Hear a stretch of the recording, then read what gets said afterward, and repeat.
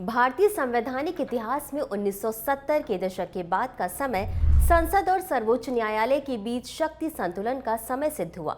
1976 में पारित 42वें संविधान संशोधन ने संसद की संशोधन शक्ति को व्यापक रूप से बढ़ाने का प्रयास किया।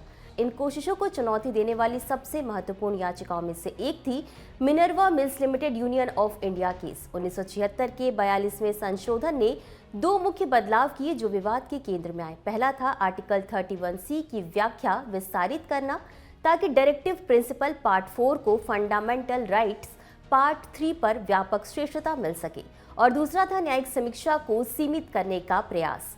इन प्रावधानों को चुनौती मिनर्वा मिल्स सहित कई याचिकाओं के माध्यम से सुप्रीम कोर्ट में उठाई गई। उनका तर्क था कि संसद की संशोधन शक्ति सीमित है और संविधान की मूल संरचना यानी बेसिक स्ट्रक्चर को संसद नष्ट नहीं कर सकती। 1980 के अपने निर्णय में सुप्रीम कोर्ट ने स्पष्ट किया कि न्यायिक समीक्षा संविधान की मूल संरचना का हिस्सा है और संसद के पास संविधान संशोधित करने की व्यापक शक्ति है, लेकिन असीमित नहीं। साथ ही सुप्रीम कोर्ट ने कहा कि फंडामेंटल राइट्स और डायरेक्टिव प्रिंसिपल्स के बीच संतुलन बनाए रखना जरूरी है और इसे संसद एक तरफा तरीके से पलट नहीं सकती।